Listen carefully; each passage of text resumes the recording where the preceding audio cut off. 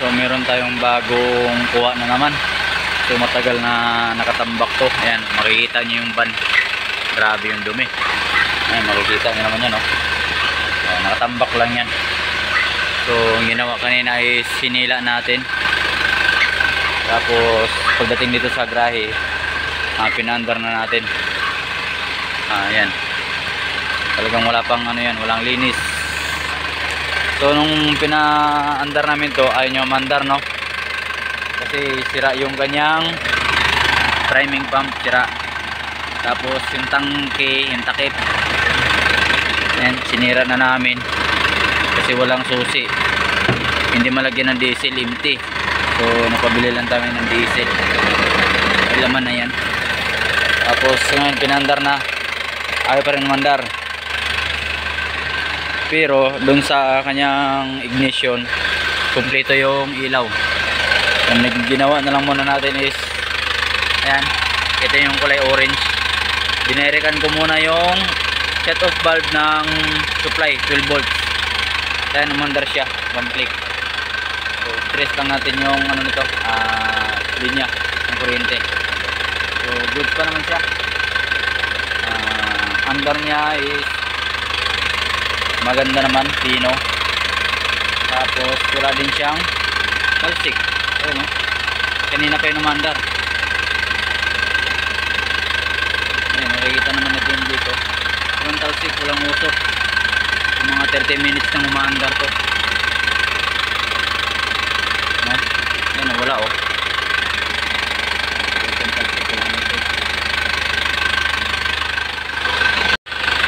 Kahit dito sa kanyang valve cover, wala din usok, oh. Ito talagang naka ano to, literal na naka-stock lang. So papaandarin muna natin ng matagal. Sa sobrang tagal niya na ano, no, pero bilib ako yung radiator niya puno pa rin ng tubig. Hindi man lang nabawasan o natuyuan. Papaandarin lang muna natin siya. So preno, saka clutch, nag-bleed na kami. Yung clutch niya palitin na yung secondary. Yan pa yung mga dito. Okay, so check muna natin to. Ayan, 4-wheeler, double bearing din yung likod, harap double bearing siya. So wala tayong aircon, walang aircon, power steering lang meron. Goods na yung likod ng fan, hindi naka direct. Ayan, goods pa rin yung ulo. Ayan, walang repair yung ulo. Bukas nito ano yun na lang to, lilinisin lahat linisin natin. Tapos tanggal sticker. Yung van lang dito, may tama noong pinto. Ayan,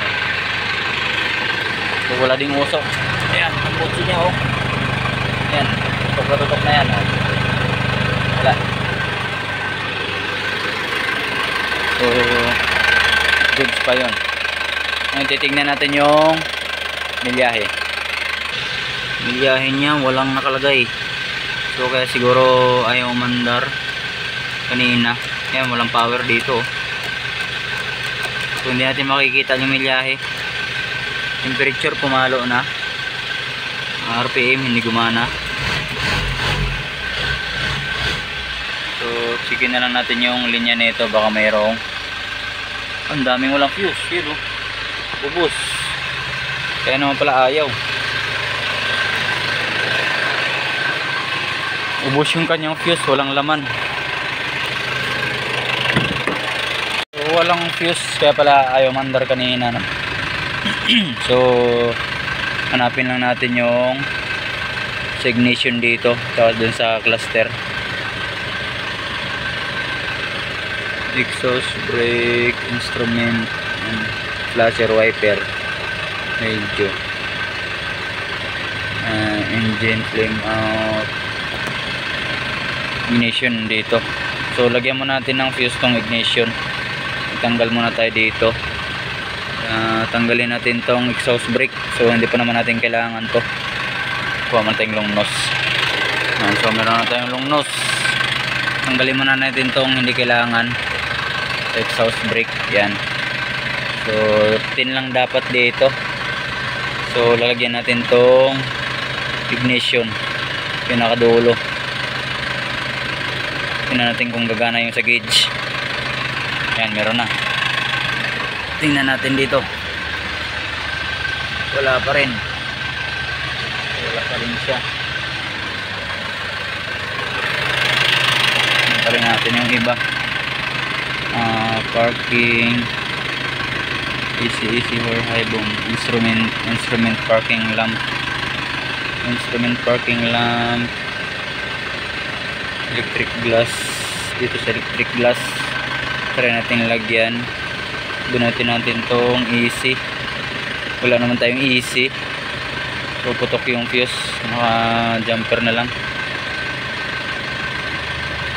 Wiper washer, ano ba yun? Instrument, electric glass. Ito 1, 2, 3. Ito yun. Okay, try natin. Wala pa rin. So ginawa natin is pagpalit-palit. Kumana ako ng fuse dun sa ulo natin ay no, sa mini dam. So lagyan natin yung ano ba to? Bo. Unahin natin tong instrument parking lamp dulo. Yun, umilaw. Nawala. Bakit nawala? Yun, umilaw na. Wala pa rin dyan.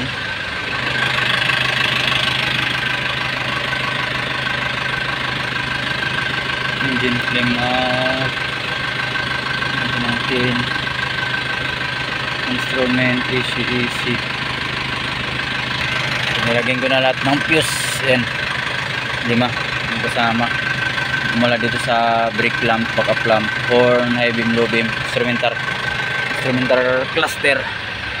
Ayun o, gumana na. Okay, so ito 20 amperes, masyadong malaki to. Gumana natin ito ilalagay. Yun o, gumana na yung mga park light natin o. Park light, headlight. Dito walang isang headlight. So meron na. Yun o. So ang odo natin ay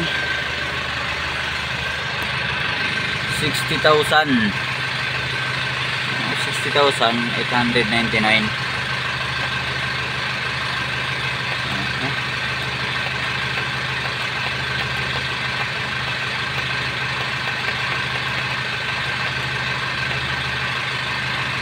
$60,899.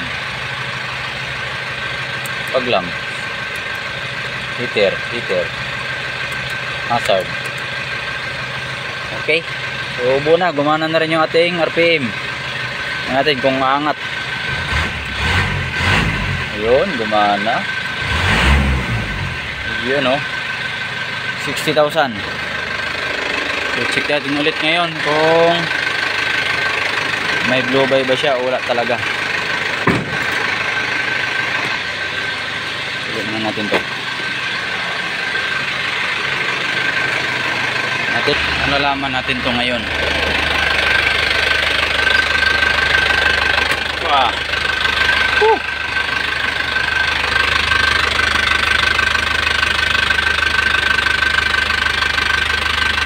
Yun o.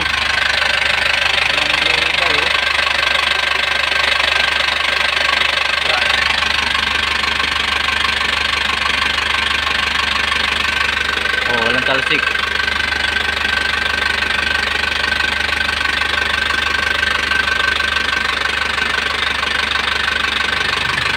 Wala din. Walang usok. Walang talsik. Pero minsan pag may talsik dan normal lang yun. Huwag lang talaga yung usok. Kasi nandyan moving parts yan. Nandyan yung rocker arm. Diba? So ngayon try na natin bunutin to kung mamamatay ba siya. kasi nilagyan ko na ng fuse doon. Aray ko, nanusok pa oh. Namamatay siya. So wala pa rin siyang supply. So ang tanong, bakit wala? So tanggalin muna natin. Tapos ito tanggalin din natin. Okay, masakit yun ah. Check natin kung gagana. Pag tumunog, ibig sabihin buo siya. Pag hindi, wala pa rin supply.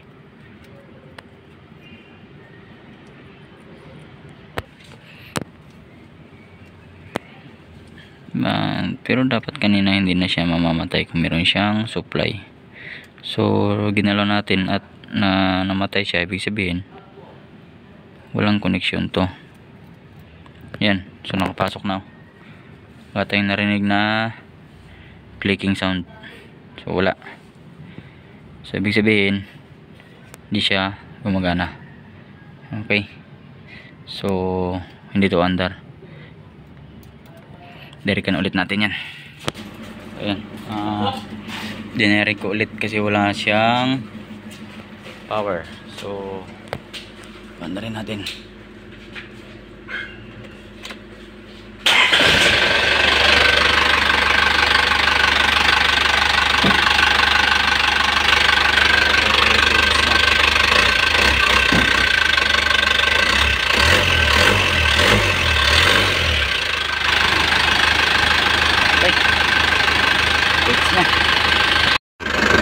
Yan boss,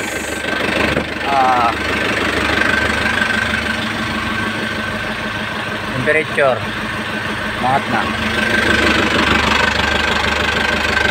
walang blow by. Ayan, walang blow by yan. Maganda din yung andar. Okay, so maingay lang yung boom drop.